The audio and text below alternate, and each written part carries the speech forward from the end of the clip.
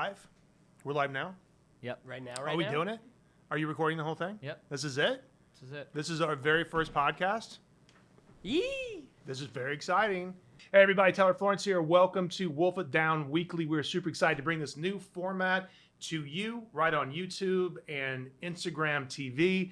All about what's happening in the food world right now, pop culture, gossip, news, you name it, we're going to cover it. I am here with Matt Masera, our corporate culinary director right there. Hello, on the other side of our studio here. Hi, everybody. And we love this format. I'm a huge fan of podcasts. As a matter of fact, will be our second round with Wolf It Down as a podcast. Yeah, because we started this in 2000, God, it feels like 2017. Am I right or no? 2017? Yes, we did it for about a year, and then we got a movie, right? We started shooting Uncrushable, and then we kind of put it aside, and then things have started to snowball, and it's always been on the back burner for me, but I'm super excited to bring it back, and here we are.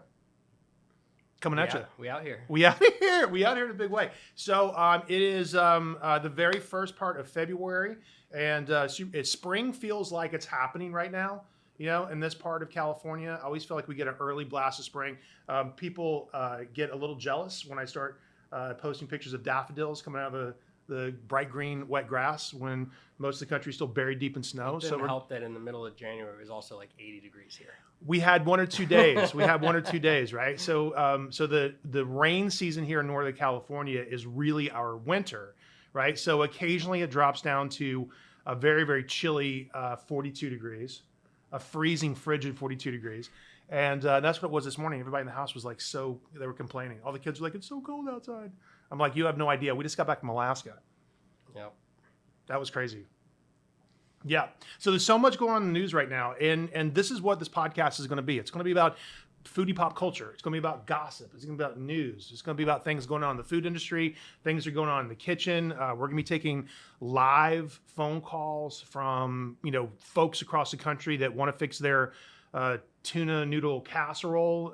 And we're going to partner up with great chefs and also great thought leaders, which I think are going to be really interesting too, like CEOs of companies and people that are doing really exciting things. So this is going to be it. We're going to do this once a week. We're going to pop this up on YouTube and on Twitter and on Instagram television. I think this is going to be very, very exciting.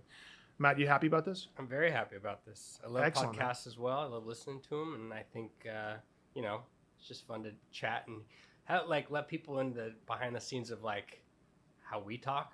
Yeah. When we nerd out on stuff. And sure. I think that's, be a fly on the wall in our conversation sometimes. Because we nerd out. Not necessarily the best idea sometimes.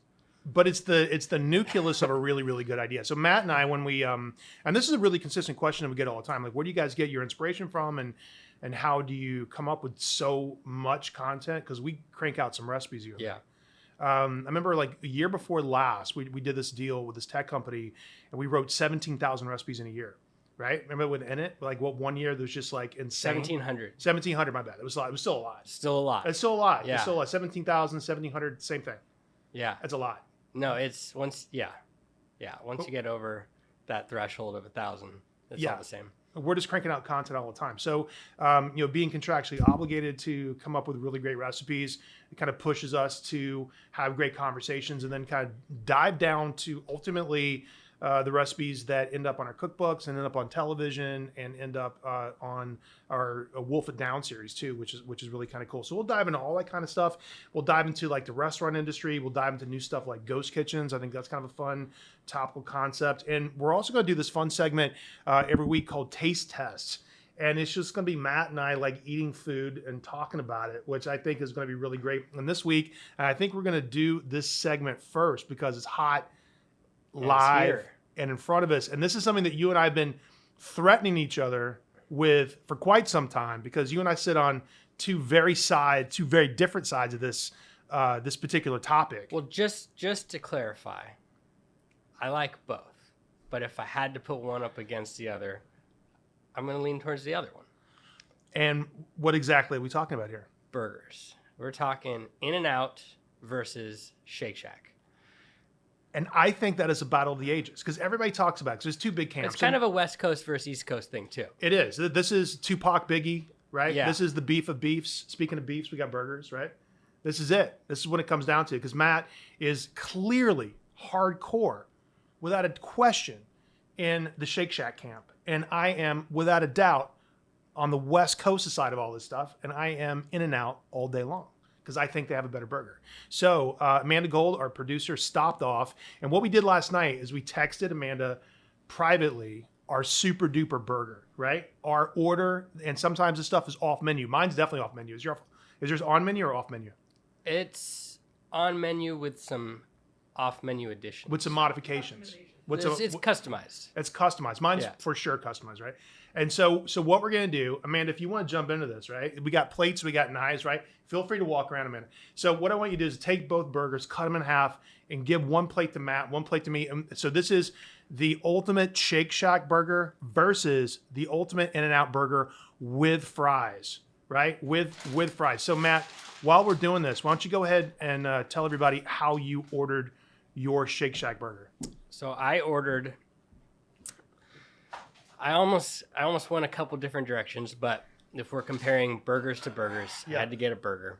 So I ordered the Shack burger with a double patty. I added bacon, and I also added cherry peppers. And that's it? No special sauce, no nothing? Well, it's got Shack sauce on it. It's got Shack sauce on it. Yeah. Okay, cool. So let me tell you what I have a problem with Shake Shack.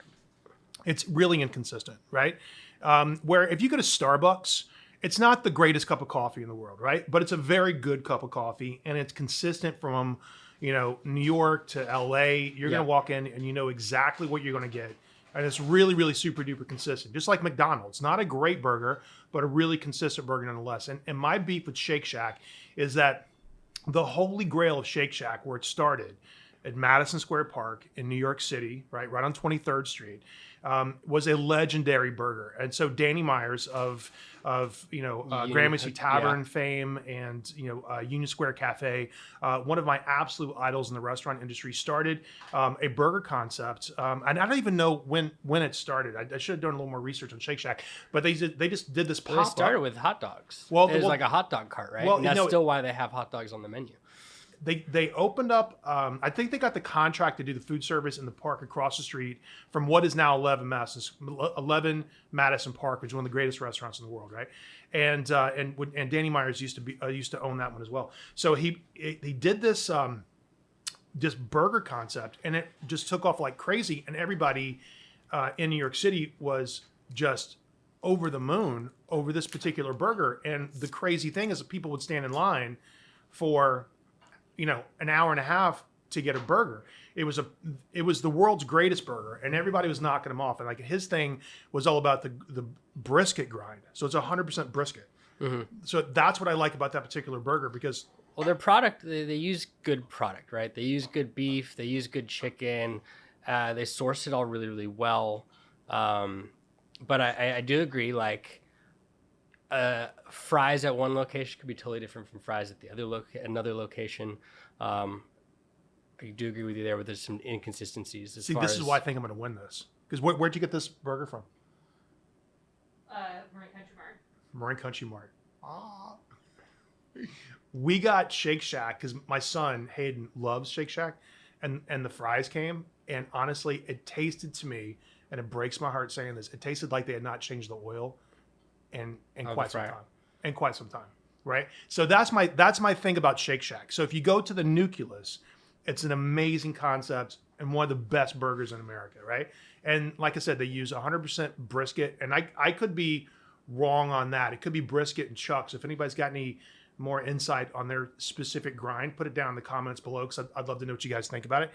But it's a great product. But then you start to get outside of New York City, and then it just sort of kind of falls off a little bit. Now that we talked about Shake Shack, let's talk about In-N-Out Burger, right? Now, In-N-Out Burger is legendary on the West Coast, right? You didn't put the cheese sauce on it. It's cheese did you get cheese sauce on the side? You took cheese sauce on the side. So, well, that's okay. Let me tell you what I ordered. I ordered 3x3, right? So that's 3 patties and cheese. In-N-Out Burger does not have bacon. They don't have bacon. They don't have bacon, right? So, I ordered mine with the works cooked onions and a 3x3, which is basically 3 patties with melted cheese on top of it, smothered in caramelized onions. And then, of course, they have their In-N-Out special sauce, which I think is really, really good. So you go ordered it animal style. I don't order animal style. I don't like it cooked in mustard. See, animal style is when they hard fry it in mustard. Yeah, Yeah, love that. I don't love that version, although a lot of people do. And so the cool thing about Shake Shack, It's nice and the cool thing about the cool thing about In-N-Out, right, is the fact that they have a whole separate lingo once you walk into the restaurant, right? Like they've got so many different ways to spin it. That's on the menu, off the menu, so many different combinations of off the menu burgers. I think it's really great. So what we have here, I'm gonna hold it up. We got a nice shot of that too. Look at that. Look at that. Boom. Okay, so these are the two burgers, and just by looking at them, I can almost kind of pinpoint what's what. Okay, so this is the Shake Shack burger. I can tell, right? Yep. Now this is 2 patties with melted cheese, and what's the sauce on top of this? They call it Shack sauce. It's basically like it's got spices, it's mayonnaise, ketchup, mustard mixed together with some spices and seasonings. And it looks like diced red pepper on top of that. Those are the cherry peppers. Oh, cherry peppers on top of that, right? And then you got lettuce and stuff like that. Now, what I do like about a Shake Shack burger is the bun. The bun's fantastic. The bun is fun. It's a fun bun. There's Potato no doubt bun. about it. It's a really, really good potato bun. It kind of feels like a King's Hawaiian roll, and I think that I'm sure at this point they're making their own, but that's the recipe. That's what they're trying to knock off. Same bun that they use for their hot dogs too. Yeah, I think makes their hot dog. I love it. And then the fries are, obviously sort of an Alumet style French fry, but they're crinkle cut, which is kind of cool, right? So this is what you're going to get. This is the Shake Shack experience, right? Being Matt. Now, did you order the fries well done? Everything special on the fries? As is, right? As is. You got cheese fries. Cheese fries where they take this melted American cheese sauce and they smother the fries in it. Wow. Go on, first bite. Okay. First bite is good. So this is like a smash style burger because you can tell in the caramelization and the crispiness of the patty, right? Because that's good. I like that. It's some really good flavor in that. The burger feels a tad overcooked to me. Mm-hmm. Right?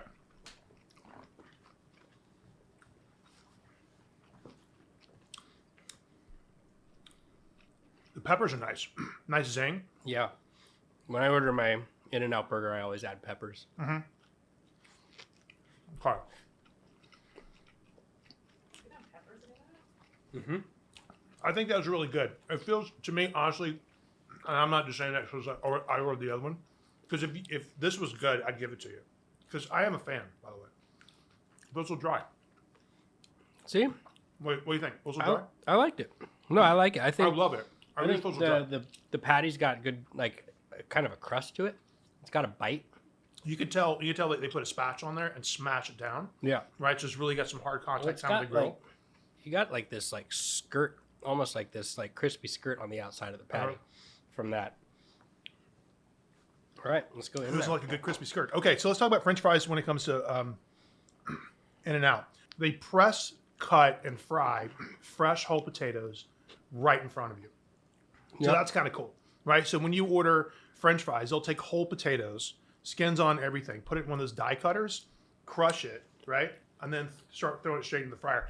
That's the reason I think they suck a little bit, right? Is because that's not really how you make great French fries. Yeah, definitely. It's straight from it's potato into fryer onto your tray within a matter of minutes. They're wilted. They're brown, but they're wilted. But if you get them all done, they're crispy. We got to eat them straight in the bag on the way home, though. You don't like the fries? I don't like the fries. I don't like the fries. All right, let's go burger. Okay, I do like the crinkle cut fries from Shake Shack, though. I feel like they kind of like that nostalgic, like the same fries that I ate in 3rd grade. They're very much like cafeteria fries. Cafeteria fries. Yeah, that and some tater tots, chicken fingers. All right, so here's the Shake Shack. I keep on saying Shake Shack. Here's the In-N-Out burger, right? Boom, there we go. Okay, so this is a 3x3, right? So this is how I normally order it. Don't judge me. 3 patties. Boom, boom, boom, right? All nice and delicious. It's got lettuce, it's got tomato, it's got cooked onions, and a very similar bun. This is also sort of a soft, sweet bun. I don't know if it's potato or not, but it has a sugar level to it, which I think is really nice, right? It's a very palatable, very soft bun, and they also take the bun and they griddle the bun too, so the bun's got a little bit of texture on it. The bun goes on a flat top surface and gets toasted. Mm-hmm. Right now, there's definitely when I order, I'll either get this or I'll get this protein style wrapped in lettuce. Like I'm trying to fool myself. You know, it's like when you order like 5 pounds of Chinese food and you get a Diet Coke. Like you're trying to prove something. Some people just like Diet Coke, man. Some people do. Some people do. All right, here we go. Going in. Right. This is the In-N-Out experience. Oh, man.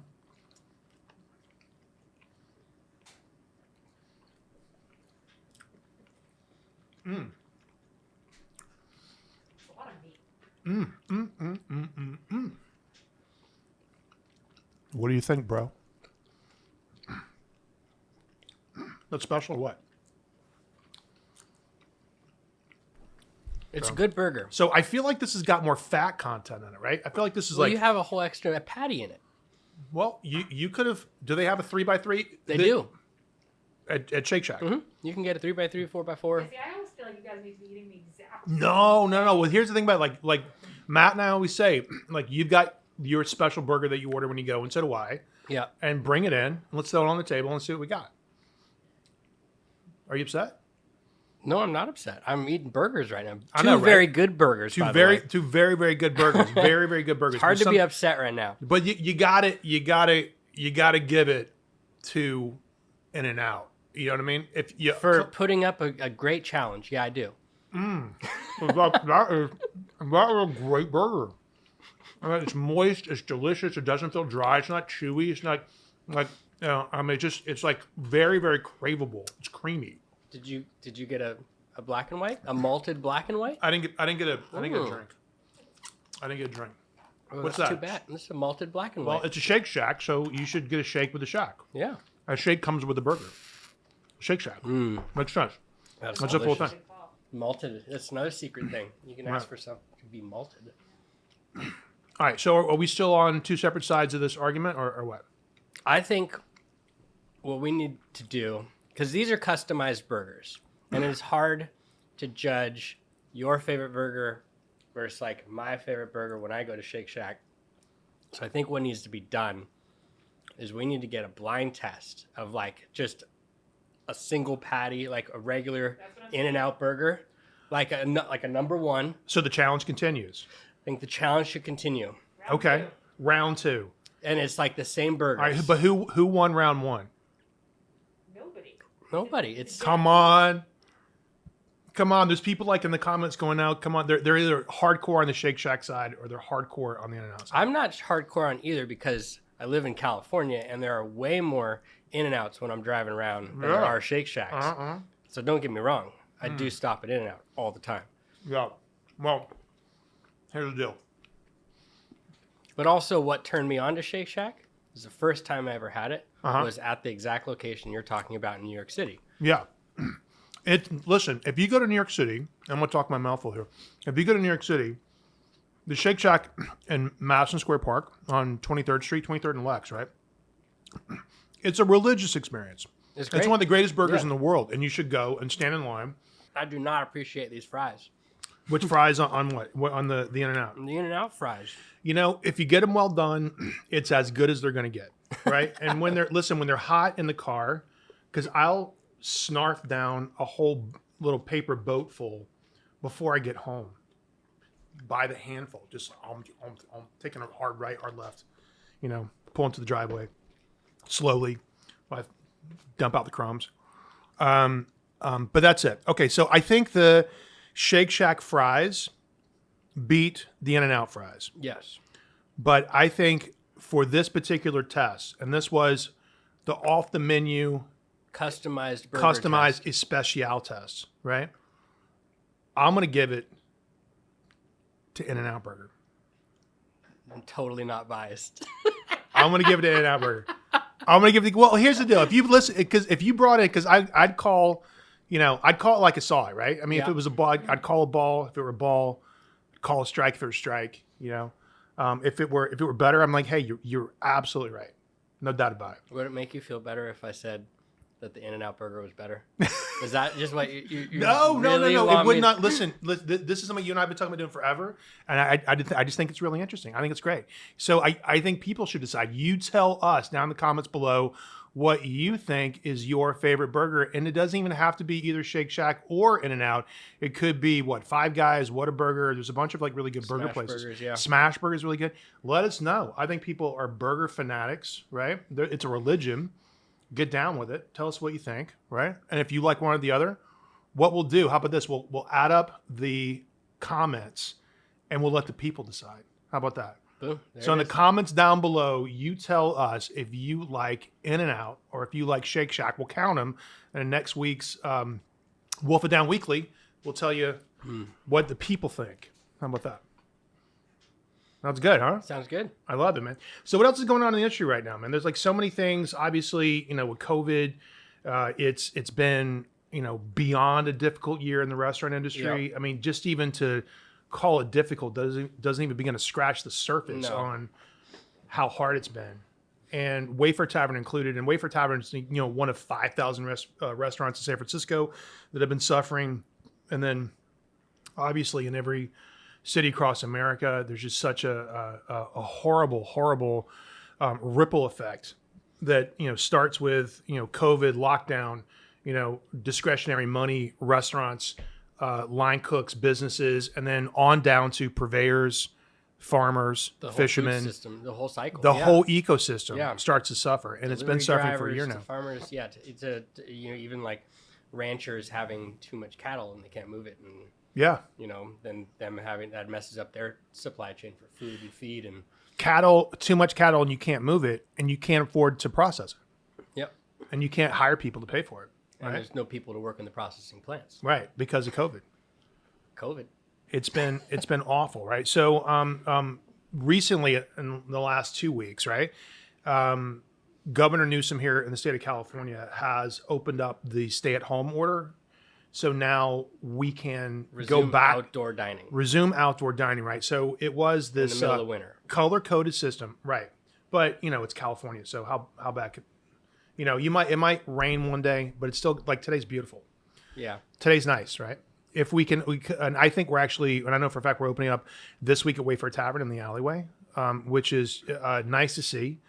Our team there, we've been open for 10 years, and it's been really, really devastating because we had 137 employees almost this time last year, right? Because the shutdown really happened in March, and then now we're down to got about 15. And we're doing takeout. We're doing delivery with Gold Belly. You can actually get our fried chicken What shipped everywhere now. What takeout delivery services do you guys use at Wayfair? We use DoorDash, and we used to use Caviar, but Caviar got consumed by DoorDash. DoorDash bought Caviar and kind of put it out of business. I don't know if you guys have been paying attention to that, and if you've actually been a Caviar fan, because Caviar was always like the pinnacle of takeout. Those were always like the nicest of nice restaurants. But then DoorDash bought it and then basically disassembled them all one at a time. I've got all of them now because it's like if I want to find the restaurant that I want, and I'm digging through DoorDash to see if it's on there. I'm digging through Uber Eats, Postmates, all those different ones. But it is kind of interesting how well these kind of, I don't want to say like they're like leeching on the dying, but the dying still needs them to survive during these times. You know what I mean? Yeah. It's a very interesting scenario, the food service delivery companies and the restaurants, because they need them, but they're still taking off of them. They are, and I think they're taking too much of the bottom line, right? Because at some point in time, especially now, it's like no one's going out to dinner, but people are still consuming food, so they're using delivery services. And I think the delivery services have been taking advantage of the restaurants. And they just need each other, right? Yeah. Like we can't survive if we don't have that new top line, which is nothing, absolutely nothing.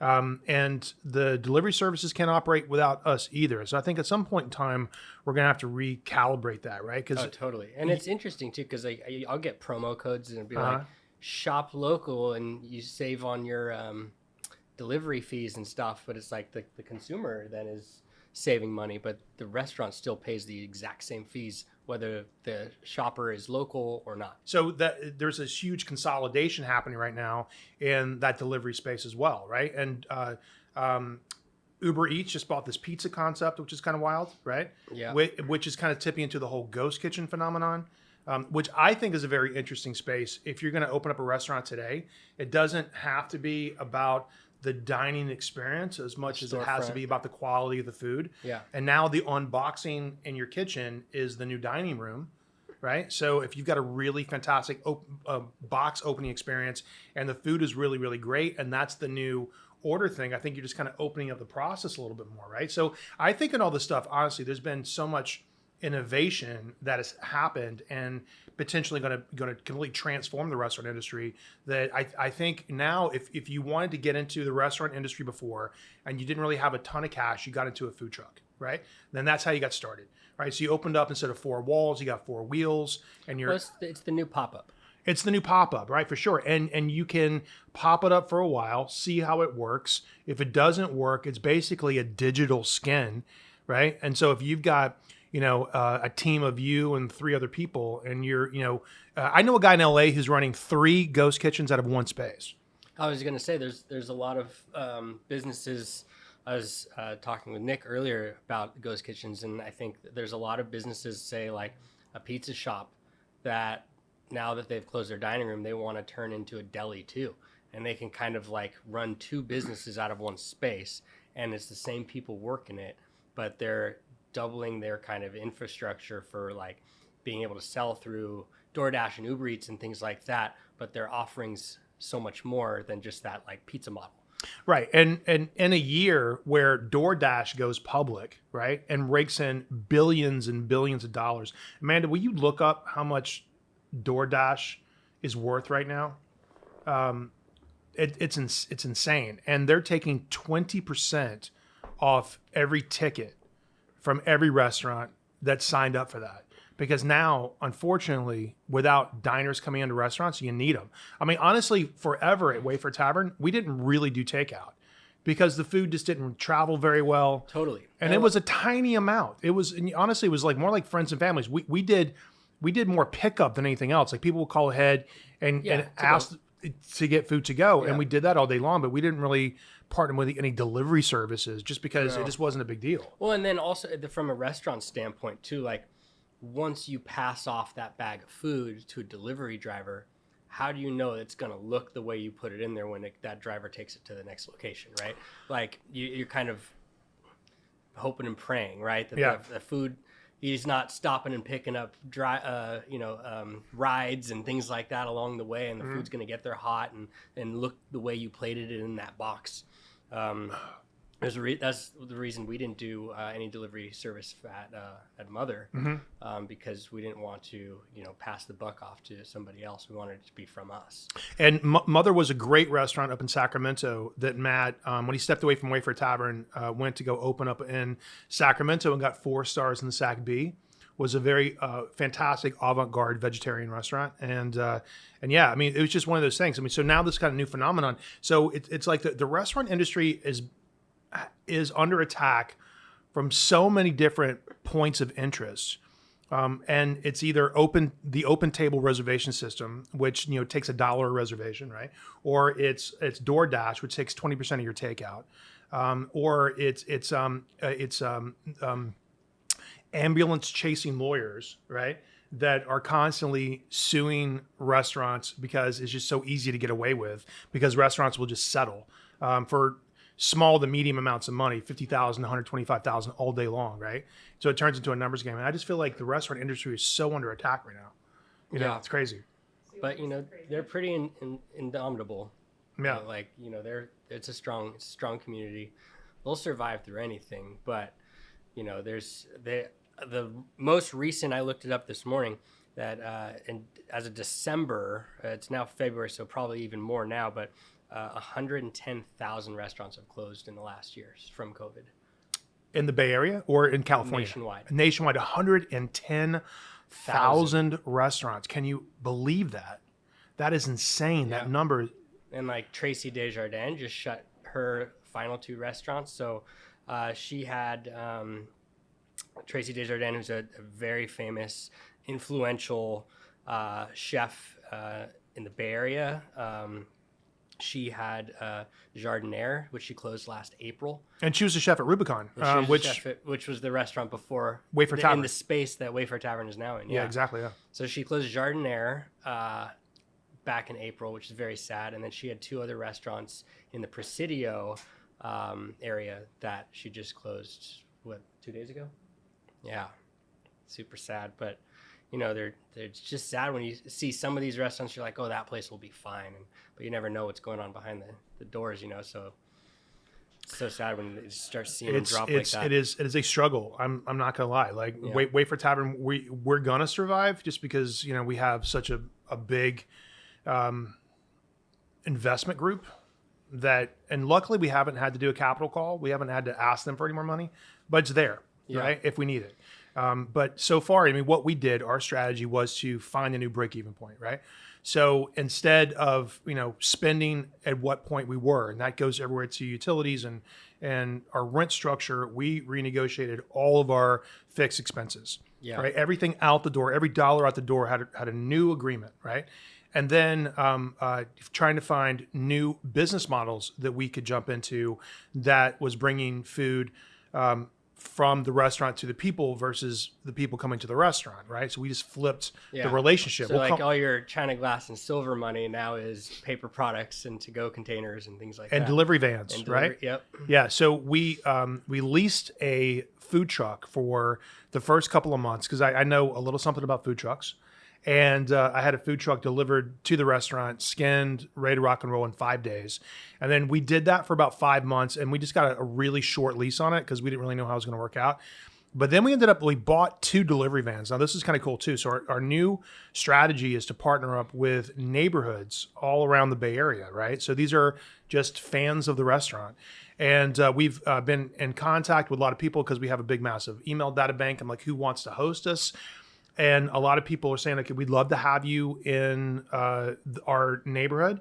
And so we'll pull into their driveway and our guest will help us take orders from everybody in their cul-de-sac. So it'll be 50, 60 orders of food, which is really a lot for us right now. Mm-hmm. And then so we'll pack up dinners for 50, labeled with that family's name on it. And it's our fried chicken, it's our macaroni and cheese, it's our ribs, it's all of our classics, our deviled eggs and that kind of stuff. And then we'll pull up, set up a tent.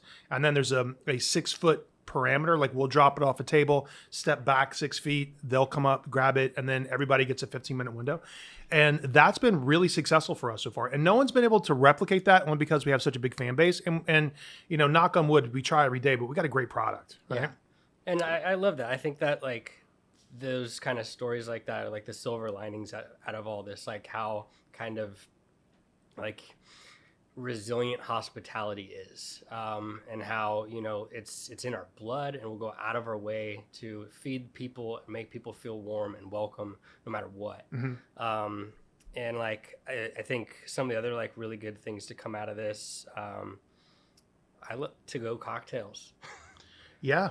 That was never a thing before. And, certain counties and cities and stuff have their different ordinances with ABC and stuff like that. But I feel like that's going to be a really hard thing to go backwards on.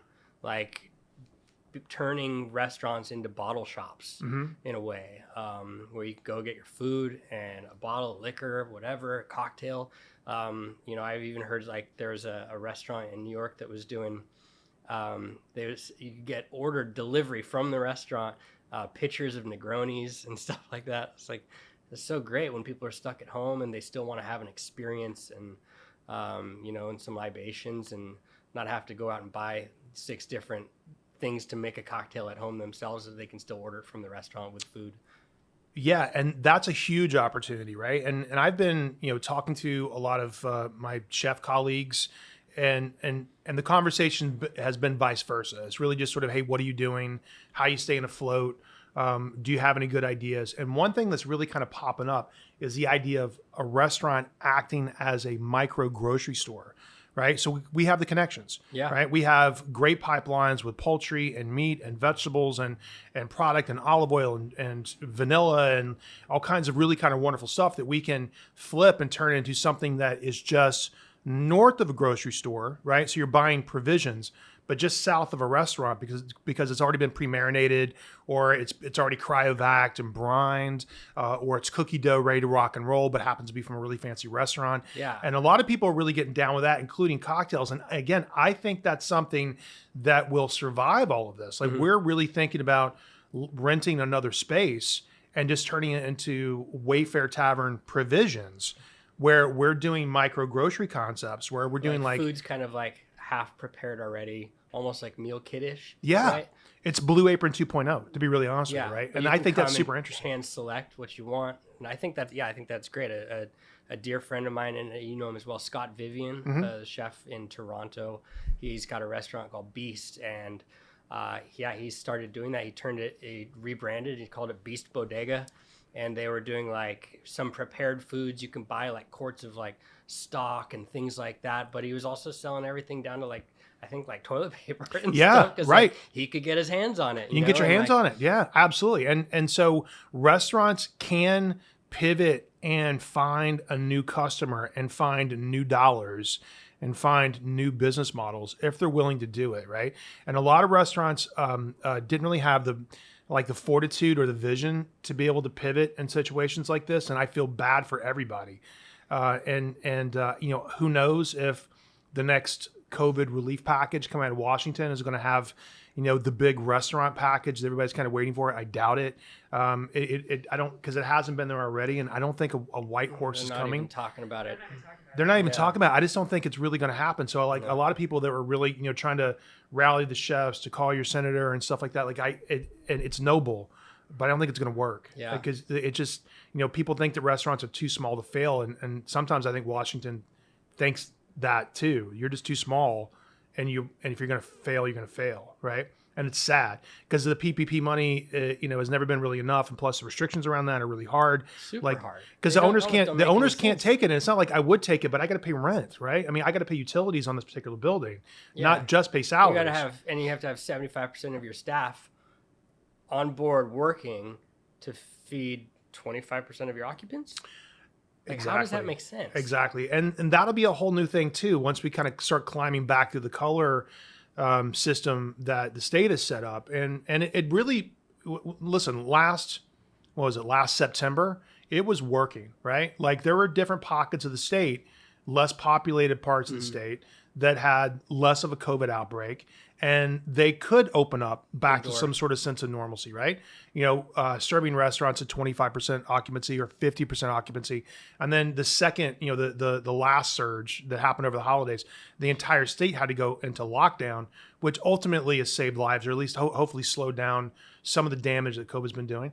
But now that we're back into the color spectrum again, it'll be one tiny step at a time clawing back. And hopefully we'll see some sort of new normal coming out of this, by summertime, by fall. That's when we're planning on reopening our new restaurant, Miller & Lux, which is a steakhouse with the Golden State Warriors. Yeah, that's going to be a lot of fun too. So fun. And that's a big mega restaurant. That's going to be amazing. That's been a deal we've been working on for 3 years, and it's going to be worth the wait on both parts for the customers waiting for it to come, but also for us to.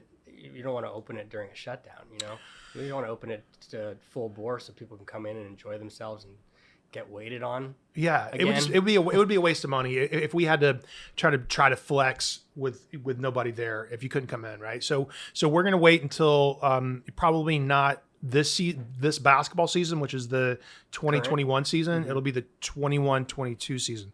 So we'll definitely be open by next fall. But we're a year, in hibernation with a concept right now, but it is what it is. It's going to open. I love the Warriors. We've been really super patient just trying to ride this out, and I think that's what we're going to be doing. But but listen, there's so much stuff going on. I'm so excited about this podcast stuff. This is what it's going to look and feel like, right? We're going to do this every single week on top of banging out some great food right here in the Wolf It Down Test Kitchen with our producer team and Matt Masera and myself. We're going to bring you guys great conversation, great gossip, great food, great tasting challenges, all kinds of cool stuff that you can see every single week. You can also listen to this podcast wherever you get your podcasts, and that's going to be in the Google Play Store or on Apple. And then also check us out on IGTV and also YouTube for the full video version. And we can't wait to give this to you again every single week. Thanks so much for watching and subscribing. Hit that thumbs up. Leave us some comments down below if anything that you want us to chat about. And we can't wait to see you guys next week back here in the Test Kitchen for Wolf It Down Weekly. Thanks so much.